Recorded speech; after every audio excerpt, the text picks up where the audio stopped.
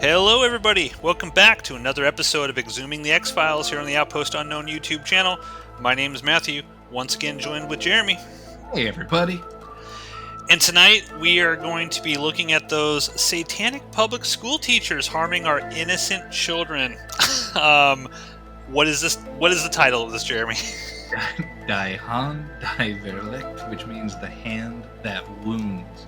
Okay, this is episode 14 of season 2, the 38th episode overall of The X-Files, directed by Kim Manners and written by Glenn Morgan and James Wong. Now, we mentioned last week that we had no recollection of seeing Irresistible. As soon as the first shot of this episode popped up, I remember this episode. I was like, okay. When I was a kid, I remember really, really loving this episode, and I was very, very excited. Did you remember watching this? It had one of the shortest, but one of the most memorable pre-title, teasers of any of them. The premise for this is so good. It immediately grabs a hold of you. Like, all right, let's see what's going to happen here. All right, well, tell us what happens in that prologue. So you have some after dark meeting of the school board. They're discussing what plays they can and cannot play. And I think they bring up, was it Jesus Christ Superstar? Yeah. They're like, no, apparently it's going to be contentious or something. Let's play Grease instead. And they're like, wait, don't they say fuck in Grease at least once? And they're like, oh, yeah. But anyway, they conclude it. And they all reach out, and one of the guys of the four people that are there start reaching out to the other people's hands, and they're like, we should probably say a prayer before everybody goes. One of the guys is like, come on, the game's on. We haven't done it in a while. We just need to get it taken care of. And they're like, all right. Then this dude lights a red candle that's in front of him. You're like, okay, we're into it now. And he's like, we'll close the door. And they close the door. And it was a great camera shot because it just pans away from this door that has candlelight around it. And they start like praying to some dark lord to give them power as the light in the room around the edges of the door just increases and increases. Like, hail Satan! And oh my God! One of my favorite movies of all time is Joe Dante's The Burbs with Tom Hanks. And one of my favorite scenes in a movie is when him and Rick Duckerman are downstairs and Rick Duckerman's trying to tell him that the Klopeks are devil worshippers. And Tom Hanks puts his hand to his ears. He's like, la la, he starts chanting. And he's like, Ray, chanting, I want to kill everyone. Satan is good. Satan is my pal. I as soon as I saw that, I was like, this is right up my alley. Love this prologue. Start. Yeah. And it like, having grown up in a lot of Nebraska small towns here and there, I went to a lot of schools where God was pushed in a lot of places. Like, it's a red state. You just can't get away with it growing up in the ages that I did. And so everything seemed to have a very heavy Christian leaning on it. But in this episode, it was promising that we get to see a school that is being run by people that worship the fucking devil. So it's like, all right, this will be new. Yeah. Especially in the time of satanic panic. Like, this whole episode seemed like a nod to the satanic panic craze of the late 80s, early 90s. But it wasn't quite that. It was a fun spin on it. Yeah. Just throwing this apropos of nothing here. You mentioned, apropos of this, the Satanic Panic. Bruce Campbell has a new TV show on Peacock where he's a sheriff, and apparently it's called like Hysteria, and it deals with Satanic Panic, like 80s, 90s stuff. So you might find that interesting. I haven't watched it yet. Just throwing that out there. Huh. Do you know if it's a goofy show or if it's I have no idea. Serious? I just learned about it probably about a week ago. I was like, oh, Bruce Campbell is playing a sheriff, and some sort of devil worshipping stuff is going on. I'll have to see if somehow that just shows up on a streaming service that I watch from time to time. So anyway, we get back to the episode. There's 4 kids, 2 guys, 2 girls, 2 girls with sensible umbrellas. Both of the boys, like real men do in downpouring rain, just shrug your shoulder and pull your coat up around your neck. That's what they do here in the Pacific Northwest. They frown on umbrellas. We learn that moving up here, where it's like they will just be in a downpour, and I'm like, but why not use an umbrella? We don't do that up here. Okay, but wouldn't you rather be dry? Well, yeah. Why don't you use the umbrella? We don't do that up here. I'm like, okay. I'm Did gonna somebody stay tell dry. you to put your umbrella down, Matt? Multiple people have said, do not use an umbrella. And I've been multiple places where they're like, do not use umbrellas. Talking to other people, don't use an umbrella. It's quite interesting. It's a strange culture up here in the Pacific Northwest. I'm like, I was like, dude, I'd rather be dry. Like, I don't care if you think I'm a tourist or you think this, whatever. I don't care. I don't know you. I would rather be dry. I'm going to take my umbrella outside in the rain. They're going to run you out of town on a rail, my friend. They might. And so these two kids, they're leading these two girls because they got beer. They want to scare them because apparently, as a teen, you think that gets a girl's juices flowing. But they know that there's this witch altar out in the woods. So they go out to the woods. They sacrifice some personal items to it. And they thought they were just screwing around. But apparently the fucking devil shows up. Like, you hear this demonic chanting. There's fire everywhere. The kids start freaking out. And then the Undertaker shows up and choke slams one of them. That's the first thing I thought is this girl is fleeing. Like, she's like praying while she's running through the woods. The boy that was trying to impress her is following around behind. He ends up getting stopped by this wall of fire. And then all of a sudden, like, Undertaker's signature move just happens on his throat. He starts getting lifted up off the ground. I'm like, holy shit, it's the Undertaker! But you don't really see him. I love the opening shot of all these kids with the moon coming through all those trees and with the fog and everything. It looked awesome. Like, everything in this episode looked really, really good. And that blonde girl in this opening throughout this is Laura Harris. Laura Harris played the blonde in Robert Rodriguez's The Faculty, if you ever watched that. She was the blonde high school chick in that. She was a big deal in the 90s. Yeah. Sure. And yeah, she's hot in this episode. But anyway, is she Minneapolis hooker hot though? No, not quite. But okay. Yeah, all right. Maybe. Everything's going to be compared to the Minneapolis hooker from Arizona. From now on. Yeah.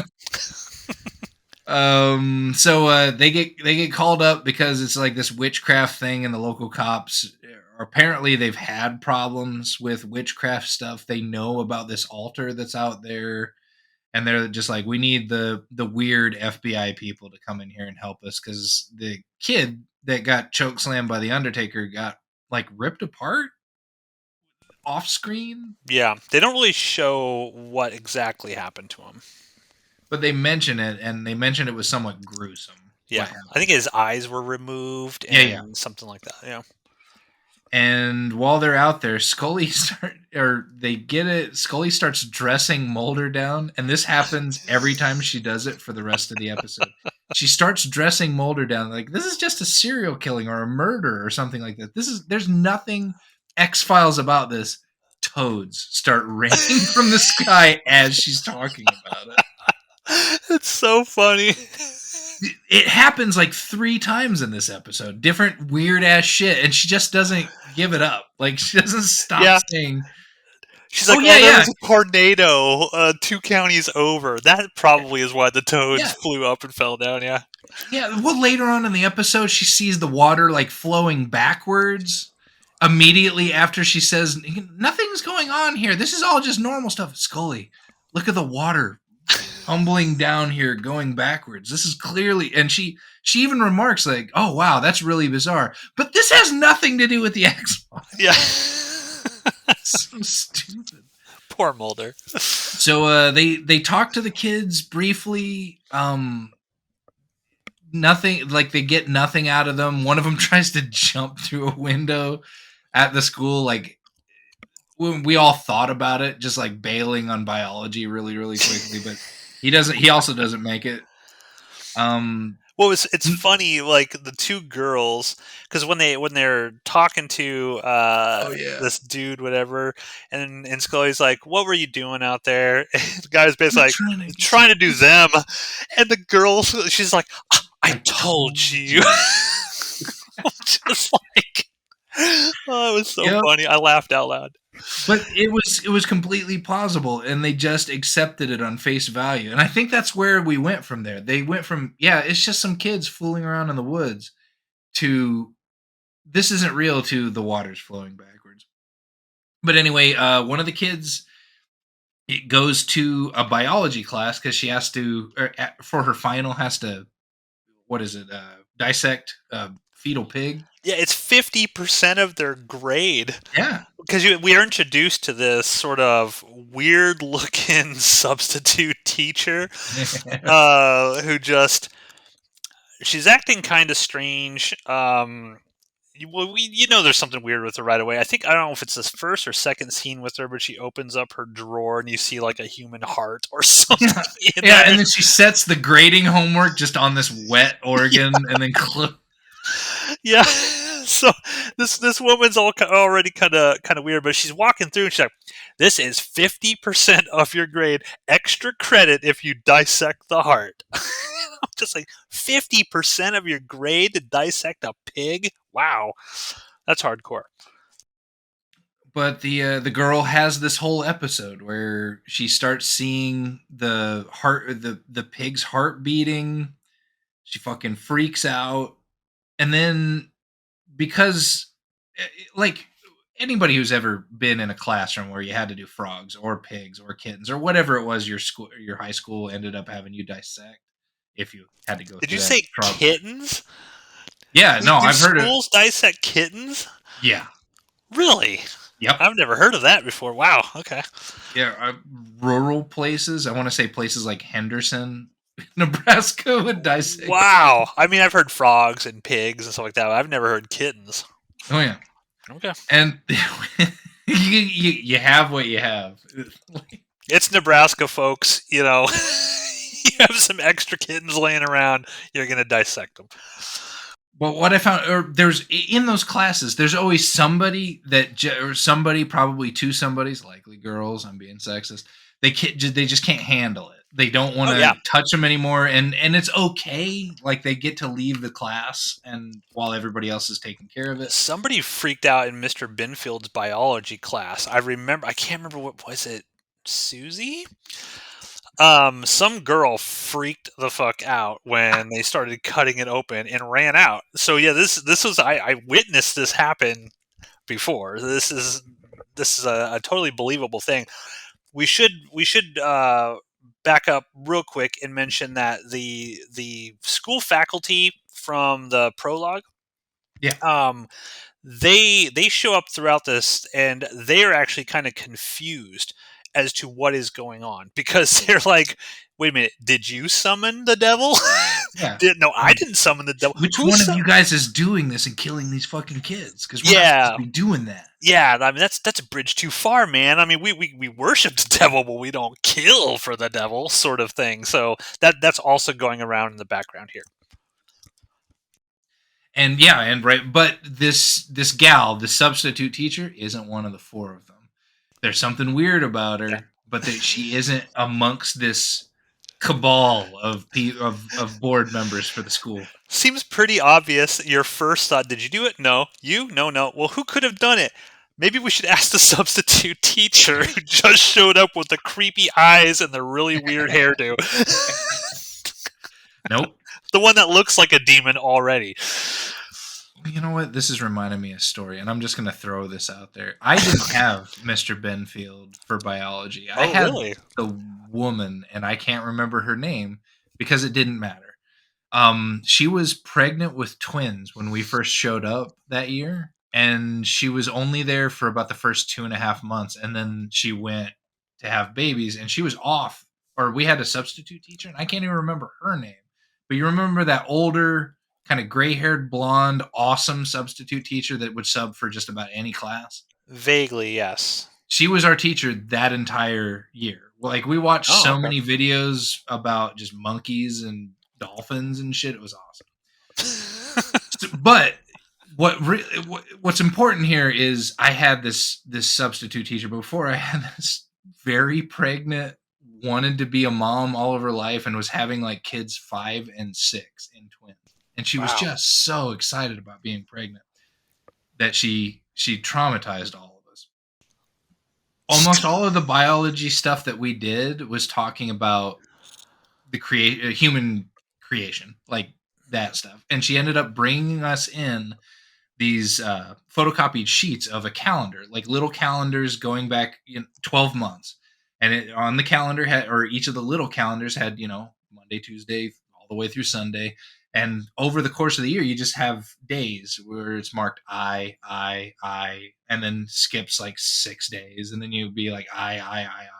And it's over the course of the last 12 months. And she tells us that this is what you fill out with your doctor when you try to discover when your child was conceived. If you want to know the exact date and want to know kind of when the child is going to be born. And all of those I's were times that she had had intercourse with her husband because it was her sheet. I banged my husband on this day. This day for an entire year. You know what, Matt?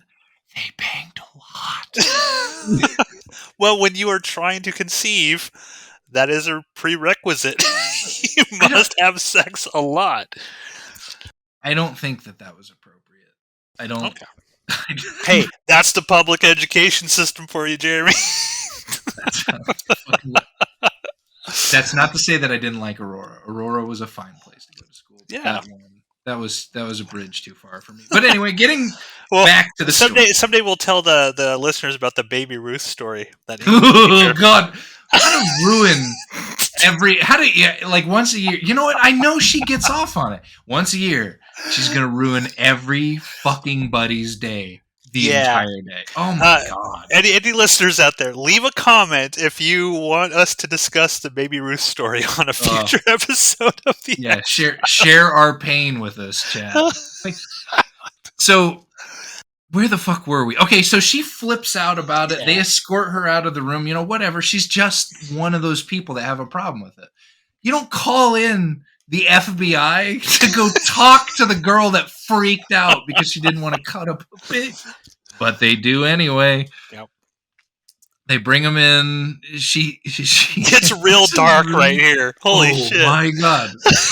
They bring her into a classroom and she has this whole fucking story. This is where the satanic panic stuff comes in. Because she's like, I lost my dad and then my stepdad. He came in and like they went camping and he raped me. Like, what did this have to do with the fetal pig thing? I don't know. So it goes to not that, but it's like all of the faculty is sexually assaulting her. Yeah, and then getting her pregnant so that she has the babies that they can then kill in a satanic sacrifice. This comes out of nowhere. Like watching this episode, you're like, what the hell? And this actress, I didn't catch her name, but this actress plays this like this is her shining dramatic moment in her entire acting career. She is crying. She is selling this monologue. And I'm sitting here thinking, I was like, holy crap, I don't remember this episode being this dark. Now they pull it back later on a little bit, but still, I was like, holy cow, this seemed heavy. A breeder. Her little sister got sacrificed at the age of 8. Like she just had this lifetime of some of the worst abuse a human could ever undergo. And she definitely sold it. Like, I was kind of shocked they were talking about all this like back then on network television. I don't remember this monologue at all, but I was kind of taken aback by how just brutal this was. It wasn't like, oh yeah, they assaulted me and had me participate in these satanic rituals. No, it just kept going and going. It was like the Serbian film of X-Files monologues. It just keeps going, and the next thing she says is worse than the previous thing. I'm just like, wow. And she sold it. She did. And then But if there's one great thing I could take from the scene is that it first started happening when they went to a visiting trip to the American car henge. Do you know what the American car henge is? The American car henge? Yeah. I know the Nebraska car henge, but I don't know what the American one is. Is that different? I'm pretty sure it's the same thing. I Oh, think okay. that if you go out there, they call it the American car henge or Stonehenge. I think they went to Carhenge, where Okay. she got horribly sexually assaulted by her Well, stepfather. if there are any listeners out there who are interested in Nebraska's car henge, I have a video on Outpost Unknown of when I went there. So I will link it in the description below, and you can check out that video to see what Nebraska is kind of known for, at least in the West. Car henge. So they go off of the evidence. They send this girl to go stay with her friends, and they go confront the parents about it. And like the dad reacted appropriately. The mom didn't. Like they were holding each other on the couch. She wasn't getting like creeped out by the story or like looking at the dad. And then you find out that the sister died of SIDS at 8 weeks, 8 months, not 8 years. Yeah. So They start poking holes in the girl's story. Yeah, the parents are basically saying, and I think even the guy, because Mulder takes the dude aside, he just straight up, he's like, "Is it true? Like, okay, your wife's not here. Like, tell me right now, did you do this?" And he's like, "No, we didn't. Like, yeah, she was part of the rituals, but we didn't like rape her, and we didn't kill people or anything like that. She must have got that from." I don't know, the media, seeing all the satanic panic stuff and it's messing with their mind and stuff like that. So they try to pull that back a little bit, but it's just so her monologue is so brutal about all of this stuff. It's like that's a weird thing to just pull back.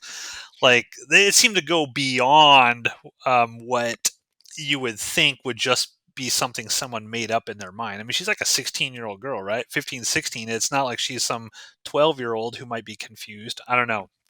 It was weird how it was handled. It was not handled well, that's for sure.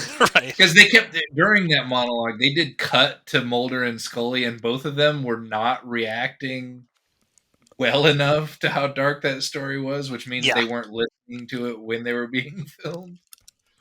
Yeah. But no, it wasn't good. But the dad in the kitchen all of a sudden just starts conjuring up a demon while Mulder is about to go in the basement. Slams the door on him, tells him to get out of the house. And so, what was it? They go back to the school because the daughter had gone to that was She goes back to try to like finish out the autopsy of the pig. Yeah, and it's just the teacher, just creepy substitute teacher there. And the teacher, you don't know that anything's absolutely 100% wrong quite yet. You have your suspicions about her, but this scene takes it all away. The lady, the substitute teacher says, "Give me your hangy dangy charm bracelet because you don't want it dipping in the pig."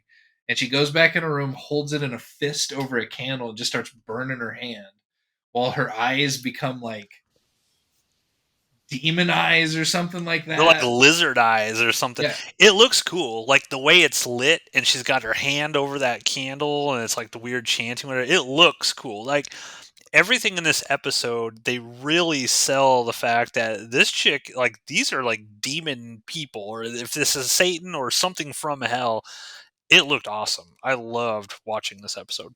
It did. Girl cuts her wrist instead of doing the pig.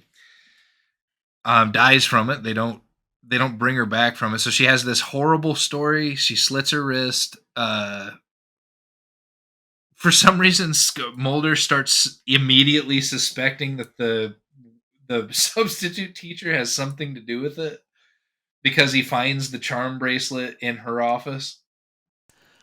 Yeah, and Scully, at some point, Scully investigates and finds that the teacher has like no record. Like she can't find any evidence that this woman's even actually a teacher.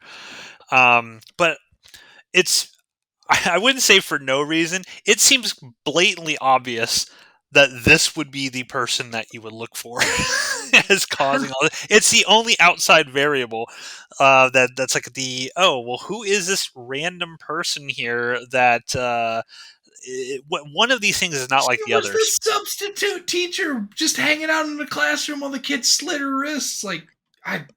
It's pretty thin, Matt. Did you look at her? She looks like she's from hell, Jeremy. I would take one look at her and be like, let's ask her some questions. Most of the teachers I've ever seen in my entire life, sans like kindergarten, grade 1 and grade 2, like all the teachers that come after that are all dog-ass ugly, man. They all look like demons. I don't know where you went to school. Well, I know where some of it was. Was there any super hot teachers, Matt? I can't remember none, no. No, not one. And we were we were there from 6th grade on, but it's a lot of teachers. She does look like a teacher to me, anyway. Like when she was behind closed doors looking like a fucking demon, yeah, she looked like a demon. When she was talking to other people, she just looked like a teacher. I disagree. Comment section. Let me know down below. Did she look like a demon from hell from the very beginning when you saw her, or did she just look like a normal substitute teacher? Leave a comment down below. Let us know. Or do you think teachers just look like demons from hell sometimes? Because they do. So the Mulder that's it. Mulder starts spilling his suspicions to Scully that he thinks something to do with the substitute teacher for no reason. And Scully's like, Mulder, there's nothing going on. And then lightning strikes in the background. Like this is the 4th thing that's happened when Scully starts naysaying some shit and something really fucking weird happens, but it doesn't faze her. She's like, oh, that was really weird. Anyway. And so Mulder goes back to the dad of this girl. He's like, what the fuck is going on? And he's like, okay. We use these kids for a couple of, fucking demonic things, but we never touched them. We never fucked these. Like, what ultimately you find out from this guy is these are the Episcopalians of the satanic world. They want to just kind of show up and yeah, hail Satan and all that, but they don't want to do the dark rituals for the Lord. They don't want to get in over their head. They just want to dip their toe in the satanic pool. Yeah. And it was so good. I've never seen something mean to pull its punches purposefully. It was so good. I like it. Yeah, it's awesome. But then Mulder's like, all right. He gets a call from Scully saying, I'm in trouble at the school. So he decides to arrest the guy, but then handcuff him in his own basement, which I'm pretty sure is illegal. Isn't there a kidnapping or false imprisonment problem there? You have to read the person their rights. You can't just say, I'm arresting you, and then hook him to his stairs down to his basement and walk out. You can't do that. So Mulder did not do things by the book here. No, but he's like, I'm arresting you, but I got to go up to the school. So he goes up to the school. And then we get to see the snake eyes on the lady because the lady's burning her hand again. Her face starts turning into a demon. This big fucking snake starts going down into the basement with this guy, and he just gets wrapped up and then eaten and swallowed. Mulder gets to the school. Why Scully is at the school, I don't understand. She's like, no, I didn't call you. So they go back right away. There's a digested snake or skeleton that had been eaten by the snake on the floor already. They were gone 10 minutes, but the snake got the job done. Yeah. Also looked very good. I liked how that slimy digested skeleton looked. It looked cool, and I remember that scene vividly from when I was a kid with that snake wrapping around that guy and everything. I was like, this is cool. Because I really like and gravitate towards the X-Files episodes that lean more towards horror. Because, of course, even when I was a kid, I loved horror movies and stuff. I still loved science fiction elements, and obviously, but the horror stuff really spoke to me. And this felt like, oh, yeah. When we eventually talk about that episode Home with the inbred cannibal hillbilly family. Yeah. Yep. It's those horror episodes, I just love them to death. I did want to mention for those of you counting out there, it was flipping between the snake and the witch woman, the snake and the witch woman, until the guy was eventually devoured. Her eyes became this great snake contact, and right as he started tasting the body, you saw that his jaw was distended, and there was clearly a full snake there. It goes back to the girl, and she does this little thing with her tongue. She's sweating her ass off. Yeah, like so much sweat, dripping with a fucking sweat. It's so overused in season 2. Then what happens? The teachers decide that they need to sacrifice Mulder and Scully to appease Satan. Yep. They're like, oh They're shit. like, all this stuff is going on. It's like, maybe we should stop, paying just lip service to the fucking devil and do the things that we're supposed to be doing.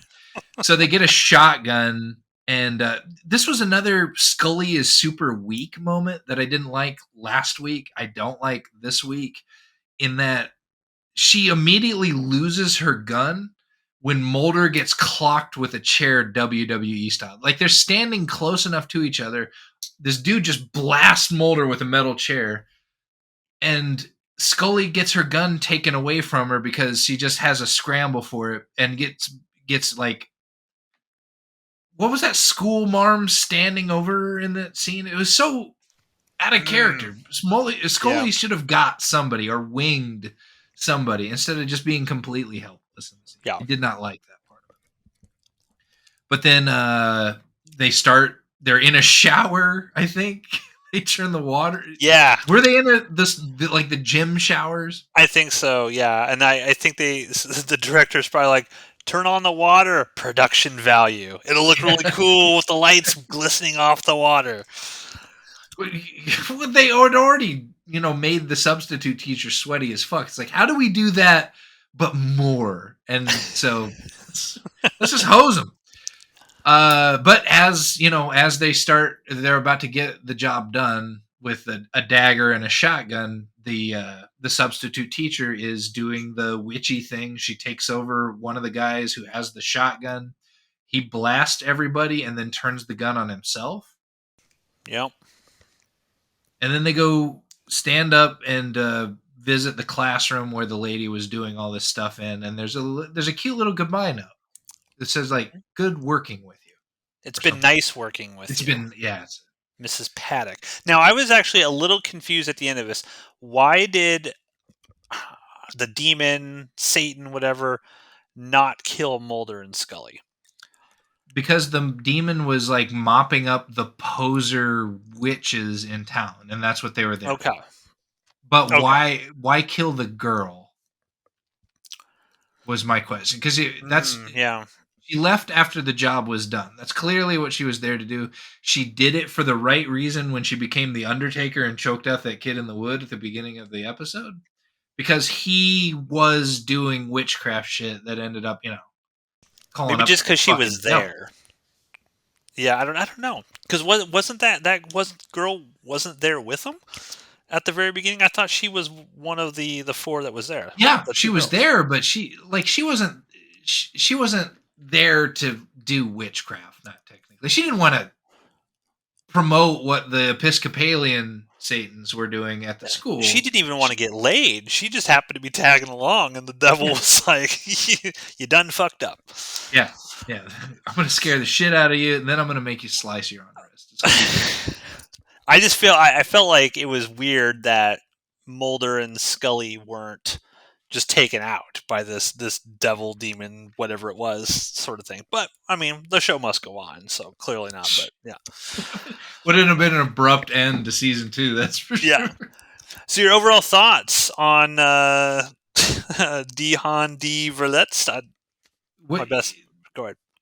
It was a fine episode. It was actually pretty good in spots, and I'm so happy to have watched it because it tackled Satanism and Christianity. Like the conversation with the dad was one of my favorite early on, when he said why he was doing things the way that he did, because they were criticizing Christianity.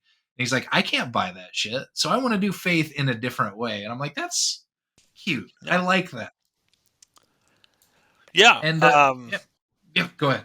Yeah, I really, really love this episode. I think that it has a very memorable, clearly, obviously, demon, devil-looking bad guy in it. So, which is the substitute teacher. I love all the weird shit, like the toads falling from the sky and all of that. For whatever reason, this episode just always stuck out to me, even when I was a kid. And I agree with all of your points of it's interesting about them or putting something like this on network television that's kind of not directly confronting the audience with some sort of major sort of point, but giving those sort of subtle nods here and there, to sort of kind of like sticking it a little bit to any faith. It doesn't have to just be Christianity, but sort of faiths that, it's like our way is the only way that you can do something to reach God or know God or whatever, or supernatural deity or whatever you believe in. So I thought all that stuff was cool. I liked the horror elements of it. I liked when the pig starts coming to life on the table. All of this stuff, I just thought it was cool. I loved how it was shot. I just really, really enjoyed this episode. It was definitely worth a watch. One of the better episodes this season so far. Yeah. So, fun facts here. Although its original title is German, this episode is simply named Satan in Germany. The name of the high school is Crowley High School. This is a reference to Aleister Crowley, the well-known turn-of-the-century occultist and performer of black magic. I wonder if Crowley from Supernatural is also a reference to Aleister Crowley. I would imagine it is. The German lines, I'm not even going to try to pronounce these, but the ones that translate at the very beginning to "His is the hand that wounds, His is the place called hell," are taken from a real German satanic ritual called Das Tierdrama. And then the sentence that Phyllis Paddock writes in the backboard saying goodbye to Mulder and Scully is in fact a private joke of the writers Glenn Morgan and James Wong, who had written their last episode in this season. Because I think they went off to do Space Above and Beyond. So this will be the last time we see Glenn Morgan and James Wong writing any episodes for a while. Let me see if there's anything else here. It was directed by Kim Manners, making it his first contribution to the series. Manners would go on to be a prolific director who directed many of the series episodes.